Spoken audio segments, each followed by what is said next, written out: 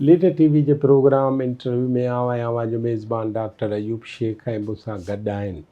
असांजो ई हमनाम आहे कई ज़माना पॉलिटिक्स कंदे कंदे कंदे ऐं मुख़्तलिफ़ हंधनि ते मुख़्तलिफ़ लीडरशिप सां रहंदे ऐं ख़ासि करे सिंध खे पंहिंजे पॉलिटिक्स जो महवर बणाईंदे हींअर हिकिड़े ॿिए हवाले सां सुञातो वञे थो। मुंहिंजो मतिलबु आहे मुंहिंजे हमनाम जनाब मोहम्मद अयूब शर। मोहम्मद अयूब शर साहब जेको आहे उहो खैरपुर ज़िले जे किंगरी तालके जे अहमदपुर खां अॻियां महेसर वॾा में ॼाओ, उते प्राइमरी पढ़ियईं, पोइ अहमदपुर में मैट्रिक कयईं, पोइ सखर में इंटरमीडिएट कयईं ऐं नवाबशाह में इंजीनियरिंग कयईं। उन खां पोइ बहिराण यूनिवर्सिटी ऑफ टेक्नोलॉजी में एनवायरमेंट में मास्टर्स कयईं। 1987 खां हुन जो पॉलिटिक्स सां वास्तो पियो। तॾहिं हुन जी उमिरि जेका आहे 19 साल हुई। हाणे 19 साल ऐं अॼु 87 खां वठी अॼु लॻभॻि 38 साल वो पॉलिटिकल घेरनि में, आर्बिट्स में, महवर में ऐं लीडरशिप में ऐं अंडर लीडरशिप रहियो आहे। अचो त हुन सां ॻाल्हायूं। शर साहब अस्सलाम वालेकुम। वॾी महिरबानी। ऐं पाण कई ज़माना हिक ॿिए खे ॾिठो आहे, वाइठो आहे, सो मूं चयो त हाल वाल वठिजे। ऐं माण्हू हमनाम हुजे थो त उहा छिक पंहिंजे लेखे बि थिए थी। सो मां अव्हां खां शुरू कयां त तव्हां 1987 में जॾहिं मुमताज़ भुट्टे साहिब जो 86 में बलोच पश्तून फ्रंट ठहियो त पोइ उन जी शागिर्द तंज़ीम ई कन्फेडरल स्टूडेंट ऑर्गेनाइज़ेशन। बिल्कुलु अव्हां उन में आहियो। बिल्कुलु। हाणे इहो कीअं आयो, छा खां मुतासिर? जी हा डॉक्टर साहब महिरबानी। तव्हांजी क़ाबिलियत खां को इनकार नथो करे सघिजे। अॼु मौक़ो मिलियो आहे तव्हां असांखे डिघी कचहरी करण जो। दरअसल मूं 1987 में मुंहिंजी एडमिशन थी मेहराण यूनिवर्सिटी इंजीनियरिंग कॉलेज नवाबशाह में। उन वक़्तु पहिरियों ई हफ़्तो हुयो त हिकिड़ी नई जेका ईंदा आहिनि स्टूडेंट्स उनखे वेलकम एड्रेस करणी हूंदी आहे, जेके सीनियर्स आहिनि। त उते बी ब्लॉक में सभई गॾु थिया ऐं मुख़्तलिफ़ नौजवान उते स्पीचिस कनि पिया। उन्हनि चयो तव्हां मूं को नवनि मूं कंदो? त मूं चयो हा आउं कंदुसि तक़रीर। ऐं उन में जॾहिं मूं ख़िताबु कयो स्टूडेंट्स खे ऐं ख़तमु थियो मुंहिंजो ख़िताबु, मां पंहिंजे कमरे ते पहुतुसि। जीअं ई ब्लॉक मुंहिंजो उते हो, रूम नंबर 45, उते पहुतुसि त मुख़्तलिफ़ तंज़ीमुनि जा शागिर्द उते आया, जंहिंमें सिपाफ, जिसाफ ऐं SST ऐं ॿिया दोस्त जेके आहिनि काफ़ी उते आया त तव्हां असांखे जॉइन कयो। ऐं उन वक़्तु मुंहिंजो रूममेट सिंधी शागिर्द तहरीक जो साथी वहीद मितलो मुंहिंजो रूम पार्टनर हो। बहरहाल मूं उन्हनि खे चयो त मां मुमताज़ अली ख़ान भुट्टो जी पार्टी जॉइन कंदुसि। हुननि चयो त हुनजो त हिते वजूद ई कोन्हे। त बहरहाल ईअं जॾहिं उन्हनि खे ख़बर पई CSF जो हुयो अज़ीज़ केहर जेको हिन वक़्तु सीनियर इंजीनियर आहे, उनखे ख़बर पई त हिकिड़ो नौजवान आहे जेको रिज़वान केहर जो अज़ीज़ हो, नौजवान आयो आहे जेको चवे थो त मां कन्फेडरल स्टूडेंट्स फ्रंट जॉइन कंदुसि। हू आयो, मूं हुनखे चयो बिल्कुलु आउं तव्हांजो मेंबर थियण लाइ तयारु आहियां। पोइ मां हुननि जो जेको आहे मेंबर थियुसि। मेंबर थियण खां पोइ जेको आहे फौरी तौर जनरल बॉडी मीटिंग थी, जंहिंमें निसार जेको दोस्त आहे समय जो, उहो बि सीनियर इंजीनियर आहे सऊदीया में, उहो ऑर्गेनाइज़र हो। ऐं वेठासीं, हुननि चयो त असीं तव्हांखे ज़िम्मेवारी ॾींदासीं। मूं चयो आउं नंढो आहियां, कद बि मुंहिंजो नंढो आहे, को कदावर हुजे हिते तंज़ीमुनि जा मामला आहिनि, तंहिं जेके निसार खे तव्हां सदर कयो। हुननि मूंखे जनरल सेक्रेटरी कयो। जनरल सेक्रेटरी थियण खां पोइ मूं हुते तंज़ीम साज़ी कई। इहा ख़बर जॾहिं मथे पई त उन वक़्तु जेको आहे जमील सुमरो ऑर्गेनाइज़र हो।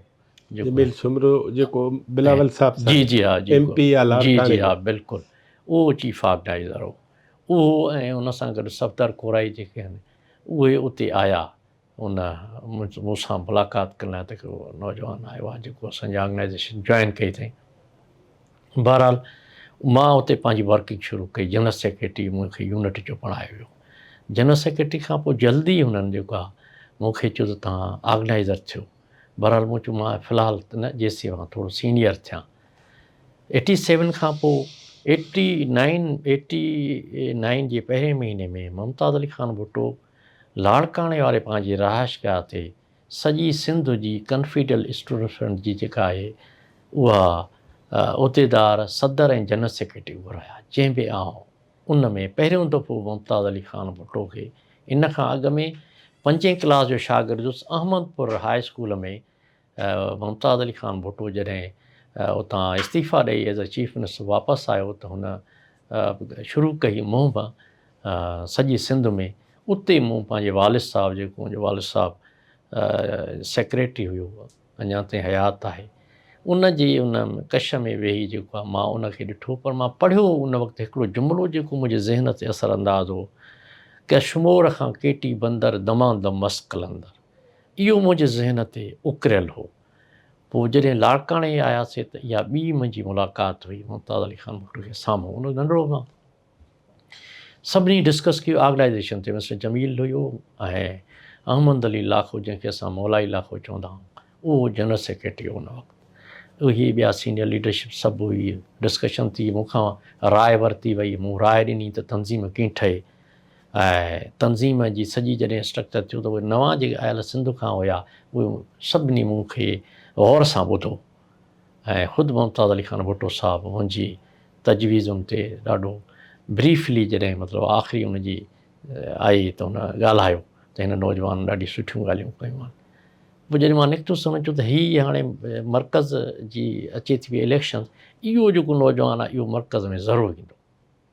पोइ 89 में सिंधी बलोच पश्तून फ्रंट खे कन्वर्ट करे सिंध नेशनल फ्रंट में शामिलु कयो वियो।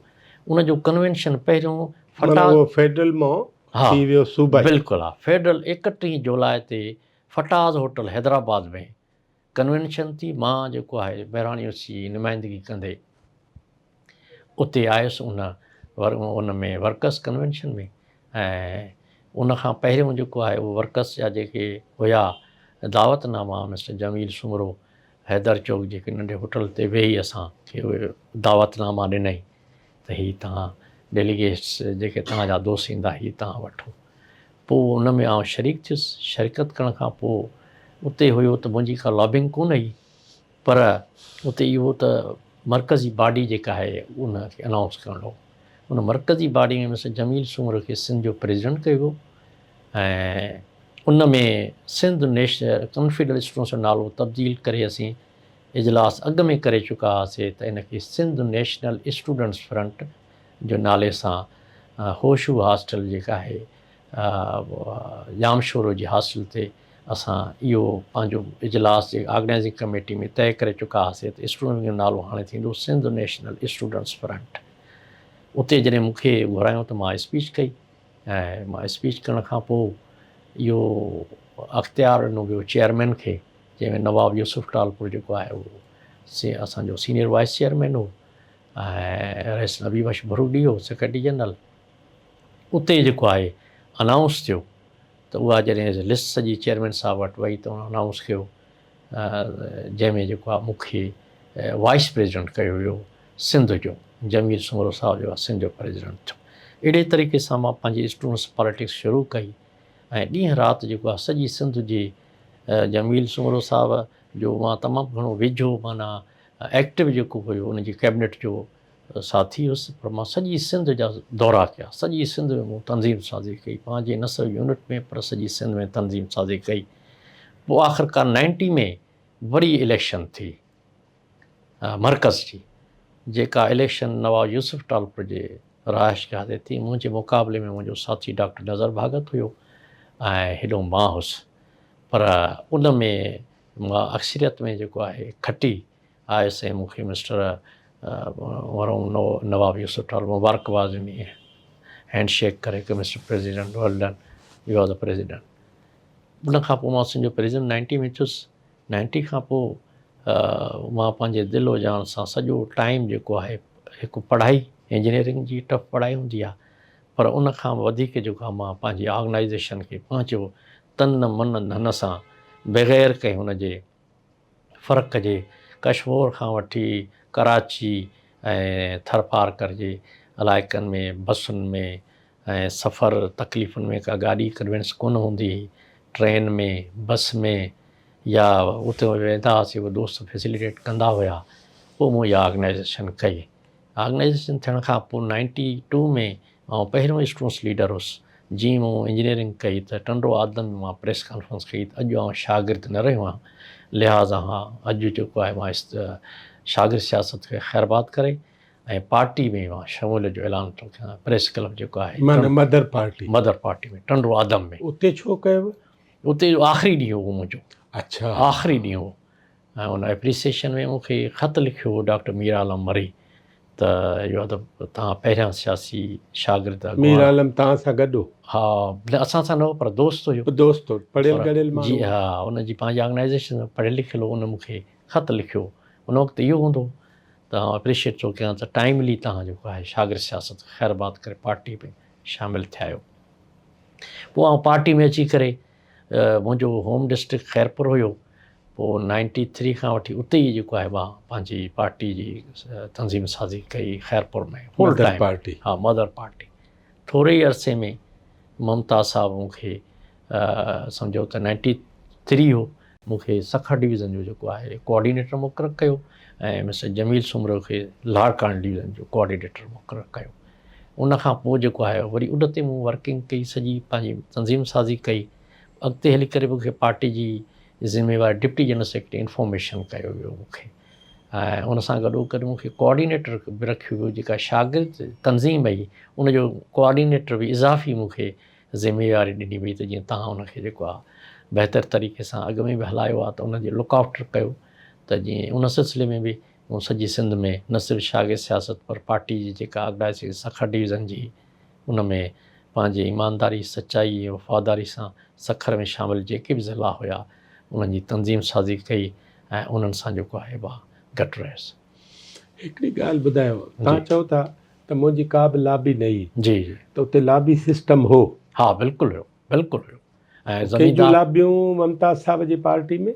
मुमताज़ साहब जे उन पार्टी में जेको ॿ शयूं नज़र ईंदा। हिकु नवाब यूसुफ टालपर साहब हूंदो हो ऐं ॿियो जेको आहे मुमताज़ साहब, ऐं उन सां वरी नवाब यूसुफ साहब जीअं त हैदराबाद में रहे पियो, उनजो कंट्रीब्यूशन बि वॾो हुयो, पर पार्टी हर पार्टी जे अंदरि थिए थो पियो। उन वक़्तु असांजा वॾा सरदार हुया, नवाब हुया, वॾी लेवल जा माण्हू हुया। उन में मतिलबु आहे जीअं रईस नबी बख्शवरी लाड़ जो तमामु वॾो नालो हुयो। उन खां अलावा जेको आहे पीरा फराणीपुर हुया असां वटि, ऐं उन खां अलावा जेको आहे असां वटि इहो डॉक्टर रोशन पेचू साहब लाड़काने सां बिलोंग कंदो हुयो, ऐं रिज़वान केर साहब हुयो, ऐं सखर में सरदार वाहिद बख्श भयो हुयो, ऐं ख़ैरपुर जी तंज़ीम में जेको आहे लोअर मिडिल क्लास जा असां वर्कर अलवरायो सूरो साहब, असां ऐं उते ॿिया साथी हूंदा हुया। त लॉबिंग सिस्टम त बिल्कुलु हूंदो हुयो, पर इहो माना तव्हां हैरान थींदो, तव्हां पहिरियों नंढड़े लोअर क्लास जो माण्हू हुयुसि जंहिं मूं फेस कयो। ऐं चवंदा हुया त जेकॾहिं इख़्तिलाफ़ ऐं मुखालफ़त में को पार्टी छॾे वञे हा त सभ खां पहिरियों अयूब शहर छॾे हा, पर आउं कॾहिं बि उन्हनि सां फेस कयो, उन्हनि खे कन्विंस कयो। पर आउं न डिज़ायर त मूं वटि न को गाॾी, न को मूं वटि बंगलो, न मूं वटि वसायल, न को आउं पार्टी जो को पेड वर्कर हुउसि, बिल्कुलु न। ऐं इहो मां बरमला चवंदो आहियां आख़िरी वक़्त ताईं बि त इहो मां पहिरियों सियासी कारकुन आहियां शायदि पंहिंजे पेरनि ते बीही करे मां पार्टी जे अंदरि बग़ैर कंहिं, न त हर पार्टी पॉलिटिकल पार्टी जे अंदरि थींदो आहे, उनजो राइट बि आहे, पर आउं पंहिंजे पेरनि ते बीही पार्टी जे लाइ जिदोजहद कई। हाणे तव्हांजो नज़रियो छा थियो त तव्हां सिंध में कंदव छा? मर्कज़ त पूरो थियो, जी हा, उन में तव्हांजो पहिरियां हो मुतालबो त कन्फेडरल सिस्टम हुजे। जी आलमी तौर बि मुख़्तलिफ़ हंधनि ते, साना में जिते किथे जी जी, टालपुर साहब बि विया, मुमताज़ साहब बि विया, मुख़्तलिफ़ हंधनि ते ॻाल्हियूं थियूं, हफ़ीज़ पीरज़ादो मरहूम बि हो। त उहा कन्फेडरेशन काॾे वई? जॾहिं तव्हां सिंध में आयो त पोइ छा पिए चयव? बिल्कुलु, असां जॾहिं सिंध नेशनल फ्रंट ठाही थी त उनजी आइडियोलॉजी बि जेका आई उहा इहा ई त असां कन्फेडरल सिस्टम में वीकर सेंटर स्ट्रांगर प्रोविंसिस साॻी आइडियोलॉजी, छो त कन्फेडरल सिस्टम जेका असांजी हुई सिंधी बलोच पश्चिम फ्रंट टुटी वई, आइडियोलॉजी बेस करे पई। आइडियोलॉजी बेस इन बुनियाद ते त असां उन वक़्तु जेको आइडियोलॉजी ॾिनीसीं त बाबा पाकिस्तान मल्टीनेशनल कंट्री आहे, कसील क़ौमी मुल्क आहे ऐं हिते वफ़ाक़ी निज़ाम नथो हली सघे। उनजा केतिरा ई मिसाल आहे, मिसाल युगोस्लाविया हुयो, सिलान हुयो, रशिया हुयो, ऐं उहे टुटी विया फेडरेशन जे करे। असांजी हीअ डिमांड हुई त पाकिस्तान में न उहे त पोइ टुटा, हा हा उहे पोइ टुटा, हा, पर असांजी सॼी आइडियोलॉजी जेका हुई उहा सिंध नेशनल फ्रंट जी मां त चवां भले मर्कज़ में साॻी ॻाल्हि हुई त मर्कज़ छो टुटो आहे? मर्कज़ जा इख़्तिलाफ़ात थी छा पिया। ते? उन वक़्तु अताउल्ला मेंगल ऐं पश्तूननि इहो रखियो त बाबा असां नथा हली सघूं। छो? हा, पोइ उन में थी सघे थो उनखे पंहिंजूं पर्सनल के रिज़र्वेशन्स हुजनि, आई थिंक, जेको मां सम्झां थो। पोइ अॻिते हली शयूं ज़ाहिर थियूं त हुननि जा इहे हुया त बाबा असां ममता साहब सां हाणे फर्दर नथा हली सघूं। ऐं पोइ ममता साहब इजलास घुराए जेको आहे इहो चयो त बाबा हाणे इनखे असां टोड़ियूं था। हर को जेको आहे इन ई आइडियोलॉजी ते पंहिंजे सूबनि में अलहदा जेको आहे जेको वणेसि करे आज़ादु करे, पर आइडियोलॉजी इहा करे। पोइ ओॾे BNP ठही उते, होॾे जेको आहे ख़ैबर पख्तूनख्वा में उते बि जेको आहे उन्हनि पंहिंजी तंज़ीम ठाही ऐं सिंध में असां सिंध नेशनल फ्रंट ठाही। पर बेसिक जेको आख़िर ताईं हुयो आइडियोलॉजी उहो इहो हुयो त बाबा हिते डिसेंट्रलाइज़ेशन पावर ते, डिवोल्यूशन ऑफ पावर ते, ऐं इहा ई उन ते बार बार रखी वई ॻाल्हि। 1940 जो रेज़ोल्यूशन आहे, उन में स्टेट कॉन्सेप्ट आहे, माना prawns should be autonomous and sovereign. असांजी आख़िर ताईं इहा रही ऐं उहा तव्हां पाण जेका हाणे ॻाल्हि कई त इहो त वॾो सचु आहे डॉक्टर साहिबु, त इहा जेका आइडियोलॉजी अॼु सचु साबित थी आहे पाकिस्तान जे अंदरि। पर उहा छॾे विया न, हा, जिन ठाही, हा बिल्कुलु छॾे विया। पर जेका आइडियोलॉजी हुननि ॾिनी, जेकॾहिं हिन वक़्तु बि जेका हले थी बि प्रोविंशियल ऑटोनॉमी आहे, मां इन जे करे उन वक़्तु बि तव्हां हैरान थींदो त मुमताज़ साहब पंहिंजी हयाती में हिकु ॻाल्हि एप्रिशिएट कई त हीअ जेका 18वीं तरमीम आहे, इहा मिस्टर आसिफ अली ज़रदारी जो तमामु वॾो क़दम आहे पंहिंजी हयाती में। इहो मां हुनजो विटनेस आहियां। जीअं 18वीं तरमीम जेका आहे उहा आसिफ अली ज़रदारी जो तमामु वॾो स्टेप आहे। उन में बिल्कुलु सूबाई ख़ुदमुख़्तारी मुकमल ॾिनल आहे, बशर्ते उन ते अमल थिए, जंहिंजो अञा ताईं सिलसिलो जेको आहे उहो ॾिठो त इन कंट्रोवर्शियल आहे। हाणे पोइ 90, 91, 92, 93 पोइ अॻिते तव्हां हलियो। जी साईं।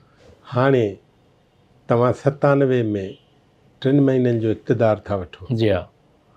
उन इक़्तिदार वठण महिल जॾहिं मुमताज़ साहब केयर टेकर चीफ मिनिस्टर थो थिए, जी हा, ऐं जनाब नबी बख्श बुरगड़ी साहब वज़ीर थो थिए, या अलवराय सूमरू साहब उहो वज़ीर थो थिए, पार्टी जे अंदरि सूरत हाल छा आहे उन वक़्तु पार्टी? छो त जेको सफ़र पे कयो ऐं वर्कर असांजा जेके हा उन्हनि इक़्तिदार इन अरसे में ॾिठो ई न। ऐं मुमताज़ साहब ख़ुदि घुराए इहो चयो त मुंहिंजी ज़ाती जेका आहे मिस्टर फारूक लगारी इहो ज़ोर भरियो आहे त तव्हां सिंध जी जेका आहे टेक ओवर जेका केयर टेकर गवर्नमेंट आहे उनखे एक्सेप्ट कयो। ऐं उन में उहो ख़ुशि ॾाढो थिया पहिरियां, पर पॉलिटिकली इहो असांजो वॾो नुक़सानु थियो केयर टेकर गवर्नमेंट में शामिलु थियण सां। कहिड़ो नुक़सानु थियो? तमामु वॾो पॉलिटिकली असां जेका जंहिं वञूं पिया स्पीडी अॻिते पंहिंजी ॻाल्हि खे खयूं, उहो ब्रेकअप थियो। माना तव्हां 3 महीननि जे इक़्तिदार में बिल्कुलु फ़ाइदे जे बदिरां नुक़सानु आहे, कारकुननि खे कुझु मिले, कुझु न उन जे बदिरां तव्हां पार्टीअ जो नुक़सानु कयो। बिल्कुलु ठीकु आहे। बिल्कुलु उन नुक़सान जो मुमताज़ साहब खे अंदाज़ो हुयो या पार्टी पोइ एनालिसिस कई? पार्टी एनालिसिस कई। पार्टी जे अंदरि जेका मुमताज़ साहब ॻाल्हि रखी हुई त इहा शइ जेका हुई इहो केयर टेकर सेटअप जेको हुयो उनखे लिंगरान जो हुयो त शायदि इहो लिंगरान थींदो, पर पार्टी जे सेंट्रल कमेटी बिल्कुलु चयो त असांखे नुक़सानु थियो आहे, असांखे इक़्तिदार वठणु न घुरिबो। हाणे असीं इन जो वॾो असांखे अरसो इन नुक़सान जो अज़ाले करण में लॻंदो वॾो। जमील सूमरे जो छा ख़्यालु हो? जमील सूमर उन वक़्तु न हुयो, 93 में हू ऐलान पार्टी छॾे चुको हो। हीउ असांजो इक़्तिदार 97 में आयो। हा, पर 93 में जमील सूमरो आयो पीपल्स पार्टी में। ठीकु, बिल्कुलु। ऐं तव्हां उते ई रहिया? असां उते रहियासीं। 97 में तव्हांखे ख़बर पई त इक़्तिदार ड्रिगो थो, इन जो मतिलबु हीअं बि त कढी सघूं था त जेके बि ज़मींदार तबिके या मथे तबिके जा माण्हू आहे उन्हनि खे आसिरो ॾिनो त हीउ डिघो वेंदो इक़्तिदार जी ऐं जी तव्हां हुजो, जी जी पोइ लालच बि हूंदी। बिल्कुलु आहे। ॾिसो त माना डिघे सफ़र में मुमताज़ साहिबु पाण ॾिसे पियो ॿारहा उहो इज़हार कंदो त कारकुन खे असां कुझु नथा ॾेई सघूं, वीचारा परेशान आहिनि, उन्हनि जो को नंढो वॾो कमु जेको आहे उहो नथो थी सघे ऐं तकलीफ़ में आहिनि। उनजो बिल्कुलु अंदाज़ो हुयो ऐं अहसासु बि थियो तमामु घणो। न पोइ 3 महीननि में कारकुननि जो त कुझु नथो थी सघे न। कुझु न थियो। ॿुधायो, मूं तव्हांखे अर्ज़ु कयोसीं त नुक़सानु थियो, पॉलिटिकल नुक़सानु थियो। पॉलिटिकली तव्हांखे इहा ख़बर आहे त 17 फरवरी 18 फरवरी चूंडूं थी थियनि, 17 फरवरी आख़िरी ॾींहुं आहे केयरटेकर गवर्नमेंट जो जी 1997 में, ऐं NFC साइन था कयो, जंहिं ते ख़ासि करे पीपल्स पार्टी ऐं ॿियनि समूरनि सियासी ग्रुपनि उनजी मुखालफ़त कई। इहो नबी बख़्श ख़ान बुरगड़ी ऐं मुमताज़ साहिब खे करणु खपे। हा, उन में ॾिसो मां गुज़ारिश कयां त ॿारहां मुमताज़ साहिबु पंहिंजी हयाती में इन जी वज़ाहत कई त NFC अवॉर्ड ते जेको आहे उहो सिर्फ़ु प्रपोज़ल्स वरिता वेंदा आहिनि। असांजो मिनिस्टर नुमाइंदगी करे पियो उन वक़्तु रईस नबी बख़्श बुरगड़ी, हुन पंहिंजो रिज़र्वेशन उन जूं ऑन द रिकॉर्ड हुयूं, बिल्कुलु असां मीडिया खे बि ॾिनियूंसीं त हीअ असांजा एतिराज़ात असांजा आहिनि, पर अख़्तियार सॼो आहे उहो मर्कज़ खे, असांजा सिर्फ़ु उते आहिनि। जेकॾहिं उते असांजा ऑब्जेक्शन्स न हुजनि उन सॼी उनजी दौरान जेका मीटिंग हुई त पोइ ज़रूरु त NFC अवॉर्ड ते मुमताज़ साहिबु साइन करण जो अख़्तियार रखे ई कोन थो चीफ मिनिस्टर। न उहो त नबी बख़्श ख़ान कयो। बिल्कुलु सही, उहो पंहिंजा मिनट्स जेके हुया उन ते हुन साइन कई आहे त हीअ जेके मिनट्स आहिनि, मुंहिंजी इहा रिज़र्वेशन आहे, फ़ैसिले जो अख़्तियार त फेडरेशन खे आहे न। सही, इहो ई हुयो। हाणे हुकूमत पूरी थी जी, पोइ तव्हांजी पॉलिटिक्स काॾे थी हले? हा, उन खां पोइ जीअं असांजी ख़तमु थी, वरी असां सिलसिलो पंहिंजो कंटिन्यू कयोसीं, पंहिंजो जेकी बि ऑर्गेनाइज़ेशन आहे, पार्टी आहे, उनखे हलायोसीं ऐं आख़िरकार जेको आहे जॾहिं आख़िरी मरहलो आयो त पार्टी जे अंदरि इहा शइ आई त बाबा हाणे असां अकेले सुर न कंहिं। हिकिड़ी विच में ॻाल्हि कयां, हिते नवाब यूसुफ टालपुर बि पीपल्स पार्टी छॾे चुको, बिल्कुलु छॾे चुको, ऐं उहो हुयो ऐं उहो असांजी वॾी हिकिड़ी ताक़त हुयो, तमामु वॾो हुनजी वर्थ हुई ऐं सिंसियर माण्हू, कमिटेड माण्हू हुयो। पर मुमताज़ साहिब जी ग्रेटनेस वरी ॿी बि तव्हांखे हैरान कन ॿुधायां त नवाब यूसुफ टालपुर छॾे वियो असांखे, नवाब साहिबु मोहतरमा बेनज़ीर साहिबा जी जेका आहे उहा डिनर कई ऐं मुमताज़ साहिब खे हुन दावत ॾिनी त तव्हां इन डिनर में शरीक थियो, ऐं मुमताज़ साहिबु उन डिनर में शरीक थियो, जंहिं ते पार्टी जे अंदरि इहो इख़्तिलाफ़ु थियो त जेको माण्हू असांखे छॾे वियो तव्हां उन जी डिनर में जेका आहे शिरकत कई, क्वेश्चन आहे। पर पोइ मुमताज़ साहिबु उनखे खिचियो त मां ज़ाती तलक़ात जेके आहिनि उन्हनि खे नवाब साहिब सां हिकिड़ो ज़ाती तलक़ात बि आहे उहो नथो छॾणु चाहियां, इहा ॻाल्हि थी। बिल्कुलु अयूब, हीअं बि चऊं त हुन तबिके जा पार्टियूं कहिड़ियूं बि हुजनि उहे तालुकात ख़तम ई नथा थियनि। सच आहे, तव्हां सच था चओ, बिल्कुलु। ऐं वॾे में वॾी जेका इहा शइ, हालांकि इहे खोड़ सारियूं असां ॾिठियूंसीं, मसइलन 2002 में असां सिंध सॉलिडरिटी कॉन्फ्रेंस कराई, सॼी सिंध में मुमताज़ साहिब सां गॾु हुउसि, हर ज़मींदार केतिरनि उन सभिनी सां कोऑर्डिनेट मां कंदो हुउसि, केतिरनि मिलण खां जवाबु ॾेई छॾियो, पर केतिरा माण्हू पीपल्स पार्टी जा जेके आहिनि उन सॉलिडरिटी कॉन्फ्रेंस में आया, केतिरा माण्हू उते बंगले ते पंहिंजे घर अचण जे बजाए मुमताज़ साहिब सां चयूंसीं असां तव्हां सां बसि अची इते हाज़िर थियूं था बंगले ते। त उन में मां ॾिठो त इहो सच आहे त इहो जेको मछो क्लास आहे इहो पंहिंजा राब्ता तालुकात जेको आहे जल्दी ख़तमु न कंदो आहे, चाहींदो आहे त उहे बि हुजनि ऐं बाक़ी इख़्तिलाफ़ बि पंहिंजे हथ क़ाइमु रहे। हालांकि मां पंहिंजी सोच आहे, जेकॾहिं तव्हां कंहिं बि शइ जी तव्हांजी सोच आहे, आइडियोलॉजी आहे या कमिटमेंट आहे, उन तां तव्हांजो हटणु इहो कंहिं बि सूरत में सोसाइटी जे लाइ चङो मैसेज न आहे। जंहिं ॻाल्हि ते बीठा रहो, कमिटमेंट कयो, चइजे इख़्तिलाफ़ रखो था इख़्तिलाफ़ रखो, बाक़ी जेकॾहिं तव्हां वक़्ती तौर ते पंहिंजा मामलात जेके आहिनि उनखे दुरुस्त करण जे लाइ उन्हनि सां उनजे फेवरिटिज़म में अचो था पिया, त पोइ हीउ जेको गॾियल सफ़र तव्हां असां लोअर मिडिल क्लास जो, असां जहिड़े नंढड़नि सियासी कारकुननि जो जेको आहे उहो त क़तलु आहे। नुक़सानु आहे उहो। हाणे पोइ अॻिते छा थियो? हा, उनखां पोइ जीअं असांजो सिलसिलो हलियो त पोइ वरी सेंट्रल कमेटीअ इहो फ़ैसिलो कयो त मुस्लिम नून जेका अप्रोच कई आहे त असां सां शामिलु थियो। मियां नवाज़ शरीफ़, शहबाज़ शरीफ़, उन सां मुमताज़ साहब वियो, उन्हनि सां मुलाक़ातूं कयईं। पोइ सेंट्रल कमेटी जो इजलास। मुमताज़ साहब सां ॿियो केरु वियो? मुमताज़ साहब सां पाण वियो। पाण वियो, हा। ऐं उते रिसेप्शन बाक़ाइदे जेका हिन चीफ मिनिस्टर आहे मैडम मरियम नवाज़, उन ऐं उनजे मुड़ुस जेको एयरपोर्ट ते रिसीव कयो मुमताज़ साहब खे, ऐं उन सां तफ़सीली ॻाल्हियूं थियूं ऐं मुमताज़ साहब पंहिंजी ॻाल्हि रखी। इहो साल कहिड़ो आहे? इहो 2008 जो आहे। 8? हा, 8 नवंबर मोहतरमा जे क़त्ल खां पोइ। हा हा हा, बिल्कुलु। सो पोइ आख़िरकार जेको आहे उते इहो सेंट्रल कमेटी में डिस्कस थियो, पर उहो पहिरियों माण्हू मां हुउसि जंहिं इख़्तिलाफ़ु कयो। अच्छा। हा, त असांखे नून लीग में न वञणु घुरिजे, ऐं जेको बि लीडर दुनिया जो जीअं आइडियोलॉजी ॾींदो आहे त उन ते बीहंदो आहे, भले उहो मरी बि वञे। तंहिंजे करे असांखे ॾिनल तव्हांजी जेकी आइडियोलॉजी आहे, बीइंग अ पॉलिटिकल वर्कर, मुंहिंजी गुज़ारिश इहा आहे त असांखे नून लीग में शामिलु न थियणु घुरिजे। इहो ऑन द रिकॉर्ड आहे, सभु हुनजा मूं वटि मौजूदु आहिनि सबूत। पर पोइ अक्सरियती फ़ैसिलो हुयो, अक्सरियती असांजा जेके सेंट्रल कमेटी जा माण्हू हुया। मुमताज़ साहब जो छा ख़्यालु हो त छो था वञूं? हा, मुमताज़ साहब जो इहो ख़्यालु, दावत आई आहे, उहो लीडर हो त इहो न चवंदो त वञूं था, हुन त राय वरिती सभिनी खां। पोइ असांजा सेंट्रल कमेटी जा मेंबर 100 हुया, 100 असांजी पार्टी जा। हाणे उन में मां उन ते कंदो आहियां त बसि भई सेंट्रल कमेटी जो मेंबर जो हुजणु माना वॾो दिमाग़ु हुजे, अकुलु हुजे, फ़हम हुजे, फ़रासत हुजे, उहो आइडियोलॉजी खां वाक़ुफ़ु हुजे, पॉलिटिकल सिचुएशन खां वाक़ुफ़ु हुजे, करंट अफेयर्स ते हुनजी हुजे, ग्रिप हुजे। पर पोइ हो इहा ई उते ॻाल्हि वरजाईंदासीं, जीअं तव्हांजो हुकुम आहे, जीअं तव्हां चओ। जंहिं ते मुमताज़ साहब खे बि चिड़ ईंदी त बाबा ॻाल्हि इहा त तव्हां पंहिंजी राय त ॾियो न। पोइ राय उन में अक्सरियत इहे चवंदो ठीकु आहे, हलणु घुरिजे असांखे नून लीग में। पर मूं उन ते इख़्तिलाफ़ु कयो त मूं चयो क़तई न, इहो वॾो नुक़सानु आहे, असां हेतिरो वक़्तु ॾिनो आहे।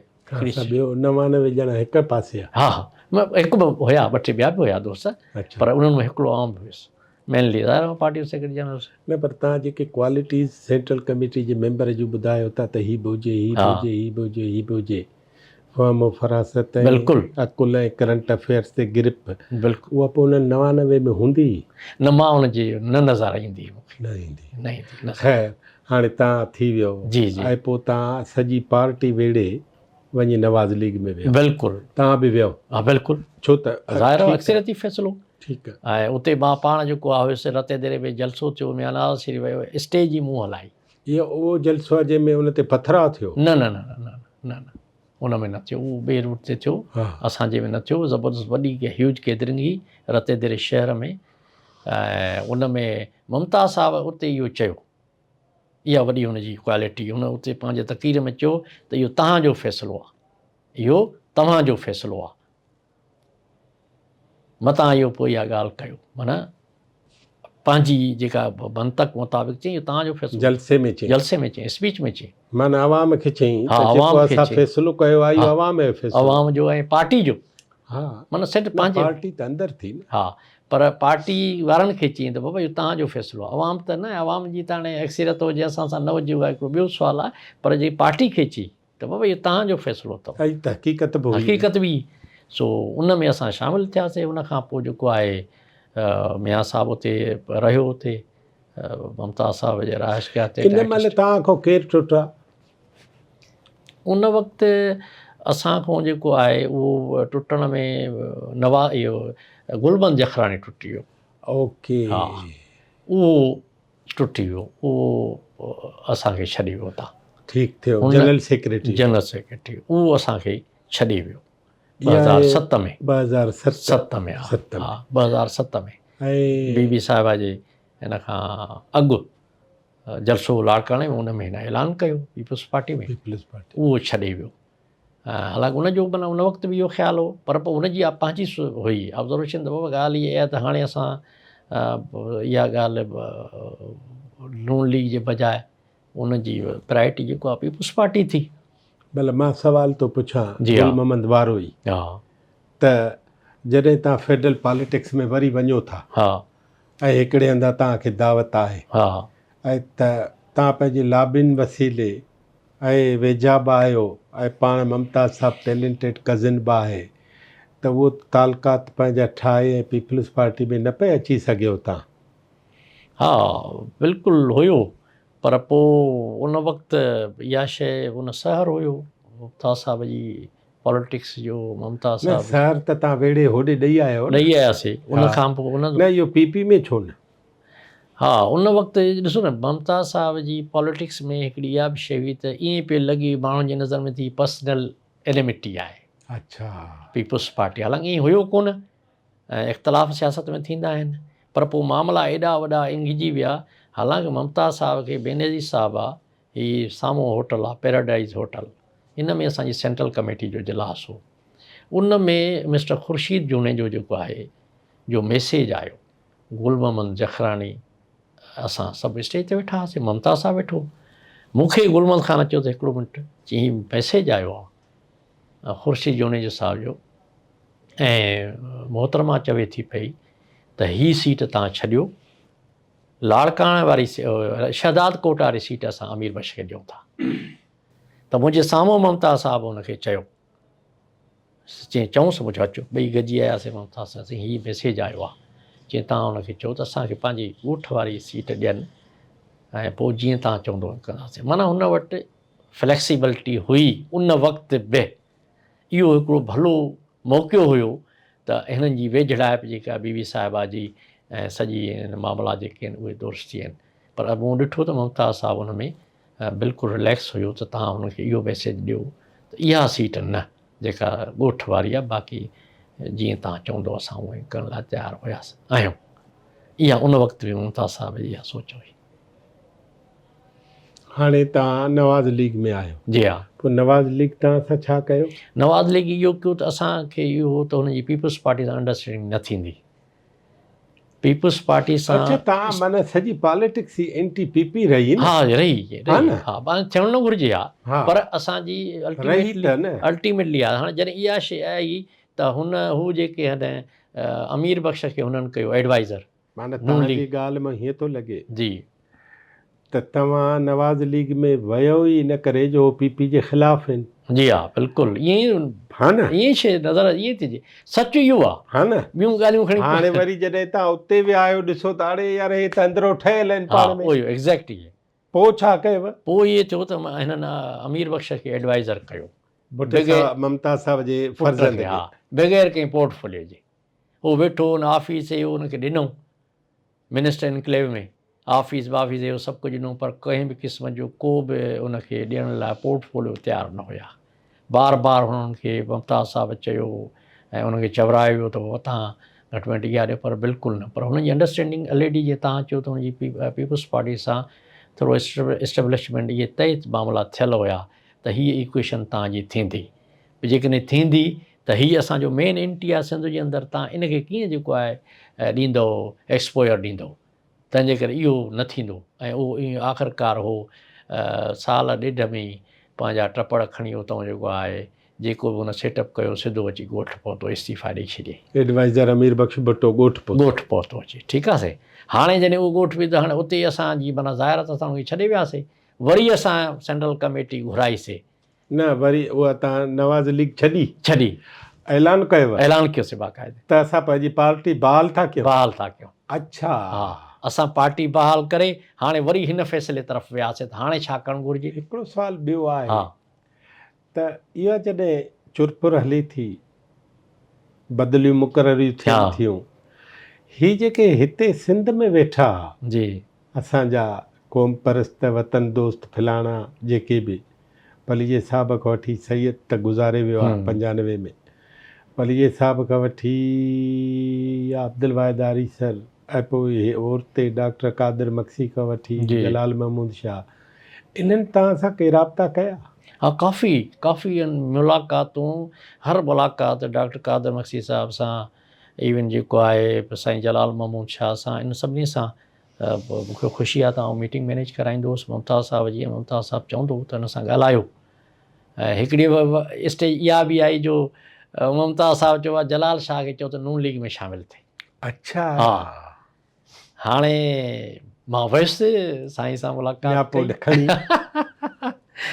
सो साईं जेको आहे ॾाढो मुस्कुरायो बि सही, पर पोइ ममता साहिबु कन्विंस कयो मूंखे, चयो त हाणे ॿियो कुझु कोन्हे, नून लीग आहे हिनखे मतिलबु जॾहिं असां वियासीं त हाणे हिन सभिनी सां असां पोइ मूं पाण राब्तो कयो सभिनी धुरियुनि सां, जेके बि तव्हां नाला खया आहिनि सभिनी खे चयोसीं त हाणे हिकिड़े हुन में अचूं, फ्रेम में अचूं, सभु गॾिजूं, हिकिड़े हंधि बि जेको आहे स्ट्रगल कयूं ऐं सिंध जे लाइ कुझु कयूं, ऐं नवाज़ शरीफ़ सां अंडरस्टैंडिंग पैदा कयूं। पर पोइ जेको आहे उहा अंडरस्टैंडिंग जेका आहे उहा न थी सघी।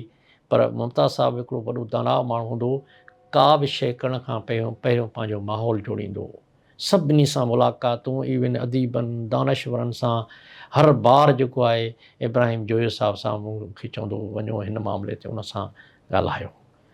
एतिरे क़दुरु जो जेको असां सिंध क़ौमी ताज जो मंशूर ठाहियो, उहो बि असां 5-4 रुकनी कमेटी हुई, जंहिं मां हुउसि, डॉक्टर नियाज़ कालाणी हो, हाशिम खोसो हो ऐं ॿिया दोस्त हुया। उहा सॼो असां गॾियल उनजो मैनिफेस्टो ठाहियो होसीं सिंध क़ौमी ताज जो, सुपरवियन साईं इब्राहिम जोयो साहिब जी। 87-88 में। हा, तव्हांखे यादि हूंदो डॉक्टर प्रोफेसर उमर मेमून असां सां गॾु हूंदो, इंतिहाई वॾो दाना क़िस्म जो माण्हू। असां सां इब्राहिम मुंशी हो, असांजे सेंट्रल कमेटी जो मेंबर हो, राइटर्स, उन सभिनी सां। सिर्फ़ु मूंखे यादि आहे त मुग़ल साहिबु जेको आहे उन हिकिड़ी सिटिंग हैदराबाद में थी, उन चयो इन NFC ऐं ॿियनि इशूज़ ते, उनखे मूंखे चई इन सां मुंहिंजी मीटिंग कराए, इन सां मुंहिंजी मीटिंग कराए। जीएन मुग़ल सां, जीएन मुग़ल सां, ही न सहाफ़ी न हो, ॿियो मुग़ल, उहो बि जीअं नॉवलिस्ट गुलाम नबी मुग़ल साहब। ओहो, मुमताज़ साहिब सां जॾहिं हुन मुलाक़ात कई त हुन ख़त बि लिखियो मुमताज़ साहिब मूंखे चई वैशार साहिबु हीअ त वॾो दाना क़िस्म जो माण्हू आहे, हिते हिनजो छो मुमताज़ साहिब लाइ अहिड़ो इम्प्रेशन हिते ॾिनो वियो आहे। आयासीं इंडस होटल में, जामी चांडियो साहिबु क्वेश्चनिंग कई तमामु दिलो जान सां, ऐं सभिनी जो हिकु हिकु उनजो जवाबु ॾियणु, ऐं हुन एॾी क्रिटिक कई ज़बरदस्त क़िस्म जी जामी, जो दिलि खोले उनखे ॿुधई ऐं दिलि खोले उनखे जवाबु ॾिनई। त उहो चवंदो इहे जेके माण्हू अदीब, दानश्वर, सहाफ़ी, इंटेलेक्चुअल राइटर्स जेके आहिनि उहे, हे गोसी जेको मरी वियो हिते सहाफ़ी, तव्हां हा, उन उते इन ई ॻाल्हि ते ऐं ॿियनि शयुनि ते जेको आहे कयो, त उनखे बि प्रॉपर फॉर्म में जेको आहे उनखे जवाबु ॾियो। अदियूं असांजूं इरफान अमला, अमर सिंधु, उहे असांजो जेके आहे कंदियूं क्वेश्चन, पर कॾहिं बि न मूंखे चयो उनखे प्रॉपर फॉर्म में जेको आहे जवाबु ॾियो, प्रॉपर फॉर्म में। जेकॾहिं न त उनखे ख़त लिखंदो, एड्रेस वठंदो। डॉक्टर सज्जण मेमूण जी मूंखां एड्रेस वरितईं, जेको वॾो फिज़िशियन आहे ऐं उनखे उन ते कंहिं शइ ते उन को लिखियो किताबु, उनखे मूंखे एड्रेस आउं पाण विसिट हिनमि लतीफ़ाबाद में उनजो एड्रेस सॼो वठी ऐं उन ते उनखे ख़तु लिखी। थरपारकर हुजे, कंबर हुजे, लाड़काणो हुजे, कराची हुजे, उतां जा जेके चीदा चीदा क़िस्म जा माण्हू हूंदा, उनखे चवंदो हिन सां तव्हां वञी मुलाक़ातूं कयो, इन्हनि सां गुफ़्तगू कयो। त अहिड़े क़िस्म जो माण्हू हुयो। हाणे तव्हां नवाज़ लीग छॾे आया, हा, पोइ ऐलान कयव, ऐलान कयोसीं ऐं पंहिंजी पार्टी बहाल कईसीं। पोइ छा थियो? पोइ वरी सेंट्रल कमेटी घुराईसीं। हा, वरी सेंट्रल कमेटी मूं फ़ैसिलो वरितोसीं त बाबा हाणे PTI वारनि ऑफर कई आहे। अच्छा, उहो घणे वक़्त खां पोइ? उहो बसि जल्दी, साल ॿिनि में। अच्छा, हा, ऐं उन्हनि अप्रोच कई आहे त असांखे तव्हां जॉइन कयो, ॾिसो इन ते कयो। पोइ ममता साहिबु पहिरियों हर हिकु राय वठंदो, पंहिंजो फ़ैसिलो ज़ाहिर आहे उहो हुयो, उनखे अख़्तियार हो, पर राय हिकु नंढड़े कारकुन खां बि वठंदो हो, हिकिड़े कारकुन खां बि राय वठंदो हो। पोइ वरी आई ॻाल्हि PTI जी। हाणे PTI में ज़ाहिर आहे असांजी जेका तरबियत मुमताज़ साहिबु कई उहो कारकुन जी, नज़रियाती कारकुन। हाणे असांजे लाइ वॾो मसइलो इहो हो त बाबा असां जेका ॻाल्हि कयूं त उहो सेंट्रल कमेटी खे चिड़ लॻंदी, त इहे ईअं ई बाबा इहे हरू भरू जेको आहे अलाए कहिड़ियूं ॻाल्हियूं था कनि, माना जल्दी कयो त हलूं, छोकिरा पार्टी ते न हलो। हा, जल्दी कयो त हलूं बाबा, कुझु को मिले। मुमताज़ साहिबु चवंदो बाबा मिलंदो आहे कुझु कोन, पर ठीकु आहे।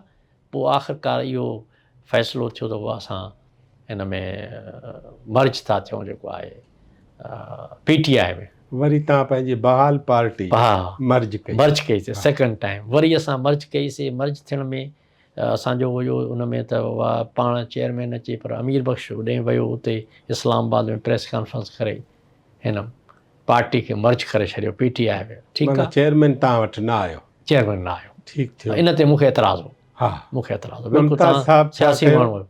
मुमताज़ साहिबु चयो त ठीकु आहे, तव्हांजो फ़ैसिलो आहे। इहो हुन आख़िर में चयो त बाबा PTI ॼाणो तव्हां ॼाणो, इहे मुंहिंजा अलाह हुनखे जन्नत नसीब कयो मूंखे चए बाबा PTI ॼाणो तव्हां ॼाणो। पर पाण राज़ी हो? हा बाबा गॾियल हुन में त ठीकु आहे, पर पोइ उनजो रवैयो बि इंतिहाई ख़राबु। अमीर बख्श प्रेसिडेंट सिंध जो थियो ऐं कंट्रोल तनज़ीम ते हुजे ई कोन, हीअ पंहिंजा हिते हीअ PTI पंहिंजे तरीक़े सां पई मूवमेंट करे, ऐं पोइ उनखे एतिराज़ु आहे, हीअ बि ज़ाहिर पढ़ियलु लिखियलु माण्हू, असां वियासीं उन्हनि खे ॿुधायोसीं, डेलीगेशन असांजो वियो इस्लामाबाद, केरु? असांजो वफ़द वियो, केरु? अमीर बख्श भुट्टो, मां हुयुसि, ऐं असांजो गुल मोहम्मद रिंद हुयो, काज़िम शाह साहब हुयो। गुल मोहम्मद रिंद माना जेको कले बख्श रिंद जो भाउ, अच्छा, कॉम्पिटेंट माण्हू, ऐं ॿियो मुमताज़ अली शाह हिन जो आहे मीरपुर ख़ासि जो, शाह साहब अॻे जेको हूंदो MNA हूंदो उनजो फर्ज़ंद आहे। असां वियासीं, असां मुलाक़ात कई शाह महमूद सां, त बाबा हीअ पार्टी जे अंदरि इंटरनल मामला थियनि था पिया, तव्हां हिनखे थोरो ॾिसो। पोइ वरी असां जहांगीर तरीन सां मिलियासीं, त हीअ आहे। पोइ हुन चयो त तव्हां ख़ान साहब सां मीटिंग कयो, पर पोइ ख़ान साहब सां मीटिंग जेका आहे न थी सघी, ऐं हुन जेको आहे जॾहिं नोटिस न वरितो त पोइ अमीर बख्श फौरी तौर ते रिज़ाइन कयो। रिज़ाइन करण खां पोइ हुननि जेको आहे पंहिंजी तनज़ीम पाण हलाई, पर पोइ वरी ॿीहर अमीर बख्श खे हुननि सीनियर वाइस चेयरमैन कयो। उन दौरान ते अली माज़ शेख साहब खे सिंध जो प्रेसिडेंट कयूं, जेको अञा ताईं आहे, उहो पाण हुनखे लुक आफ्टर करे पियो। ऐं बाक़ी पोइ वरी जल्दी जीअं 9 मई जो वाक़ियो थियो। तव्हां हुननि सां PTI में हलिया वियो? हा, हीअ तव्हांजी हाणे टीं पार्टी? ठीकु, हा टीं पार्टी थी। त असां उन में पोइ वरी 9 मई जो वाक़ियो जो थियो, त असां त स्टैंड पे कयो PTI सां, पर 9 मई ते अमीर बख्श पार्टी खे छॾण जो ऐलान कयो। छो? लाड़काणे खां। त बसि इहो जेको 9 मई जो वाक़ियो थियो आहे, उहो गैर मुनासिब थियो आहे, फ़ौज जे ख़िलाफ़। ॼण त सम्झई त इहो थियो आहे। हा, ज़ाहिर आहे हुन ईअं थियो त थियो आहे, त माना इहो जेकॾहिं पार्टी। पर तव्हां मत हितो कोई न हो न लाहौर में? न, पर पोइ ज़ाहिर आहे हिते ॾिठो त लाइन लॻी वई, लाइन लॻी वई वॾेरनि जी, ॿियनि जी, टिनि जी, न सिर्फ़ु हिते पर पूरे पाकिस्तान जे अंदरि। ॿियनि खे त छॾ, ॿिया त हुते आहिनि। हा बिल्कुलु, अवाम त कोई कोन्हे न। त पोइ हिते लाइन छाजी लॻी? हिते उनखे खपे पियो त बाबा हितां बि तव्हां हरू छो था पंहिंजो एनर्जी वेस्ट कयो, छॾियो, अचो असां सां बीहो, असांजी ॻाल्हि ते बीहो। अमीर बख्श ख़ान छॾी आहे। अवां छा कयो? असां बीह रहियासीं PTI सां, बिल्कुलु स्टिल असां बीठा आहियूं। अवां अञा आहियो? बिल्कुलु आहियो। हाणे इहो 2012 खां थियो आहे? जी हा, असां PTI में शामिलु थियूं 2016 जे लास्ट 17 में। 16 माना 2 इलेक्शनूं, अवल जेको 18 इलेक्शन थी, वरी 23 बिल्कुलु 18 जी इलेक्शन में मां पार्लियामेंट बोर्ड जो मेंबर हुयुसि, पोइ वरी 24 जेका आहे इहा थी, 2 इलेक्शन थियूं आहिनि। जी हा, तव्हां आहियो हुन में? बिल्कुलु। हाणे मां छा आहियो? मां एक्चुअली एक्स वाइस प्रेसिडेंट आहियां हिन जो PTI सिंध जो, पार्लियामेंट बोर्ड जो मेंबर। हाणे तव्हांखे मुदो कोन्हे? न। ठीकु थियो। जी हा, ऐं तव्हां अञा PTI में आहियो? बिल्कुलु। ठीकु थियो। पोइ PTI में कयो छा था? मेंबर आहियो? हा, मां पर बिल्कुलु पार्टी जे फ़ैसिलनि ते बीठा आहियूं, पार्टी जे हर मामले ते। पार्टी करे ताज़ो पार्टी सिंध में मूवमेंट करे थी इहो। हा, सिंध में मूवमेंट करे थी। तव्हां ॾिसो त हुनजा प्रोसेशन्स, उन्हनि जा जे गैदरिंग्स, तव्हां हैरान थींदो डॉक्टर साहब, जेको नौजवान आहे एॾो कमिटेड आहे, ऐं बिल्कुलु उन्हनि जलसनि में, मीटिंग्स में पंहिंजे चाहत सां अचे थो पियो, न उनखे को किरायो थो ॾिए। नज़रियो त कोन्हे न को? जी, नज़रियो त आहे न। पाकिस्तान ॾिसो न, पाकिस्तान जे अंदरि जेका ॻाल्हि करे थो ख़ान साहब, उहो त हिकिड़ो हक़ीक़त आहे। हिते 70 साल तारीख़ में 38 साल हिते फ़ौज जी हुकुमरानी रही आहे। हिकिड़ी ॻाल्हि ॿुधो, तव्हां रहियो फ्रंट में? जी हा। 40 जी करारदाद? जी हा।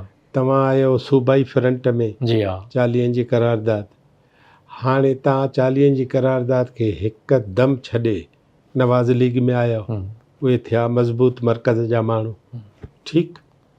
वरी तव्हां आया आहियो पंहिंजे इमरान ख़ान साहब सां। इमरान ख़ान साहब वटि क़ौमुनि जो तसवर त कोन्हे न ईअं जीअं तव्हां वटि हो?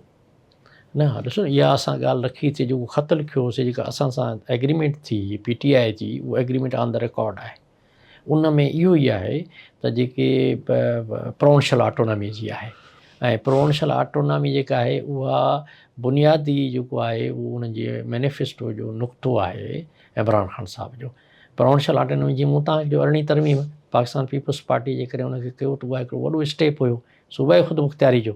अहिड़े ई नमूने हाणे का बि अहिड़ी सियासी पार्टी पाकिस्तान जे अंदरि न आहे जेका प्रोविंशियल ऑटोनॉमी खां, डिसेंट्रलाइज़ेशन ऑफ पावर खां, या इवन जेको आहे वीकर सेंटर खां हटी करे ॻाल्हि ई नथी करे का बि सियासी पार्टी। ऐं मां त कॾहिं कॾहिं इहो चवंदो आहियां त इहा विनिंग जेका आहे या कामयाबी जेका आहे इहा सिंध नेशनल फ्रंट जी आइडियोलॉजी उहा थी हले पई।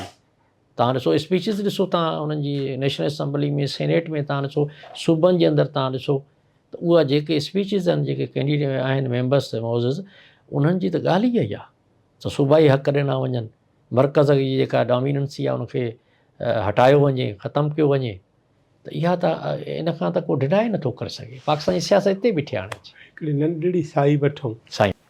नाज़रीन, असांजो जनाब अयूब शेर साहब सां ॻाल्हियूं जारी आहिनि ऐं असां हिकिड़ो सफ़र कयो आहे 38 सालनि जो।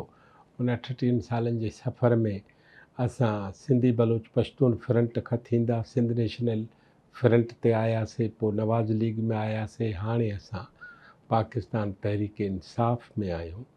ऐं हिकिड़ी नंढड़ी साई खां पोइ जनाब अयूब शेर सां वरी ॻाल्हाईंदासीं। असां सां गॾु रहिजो।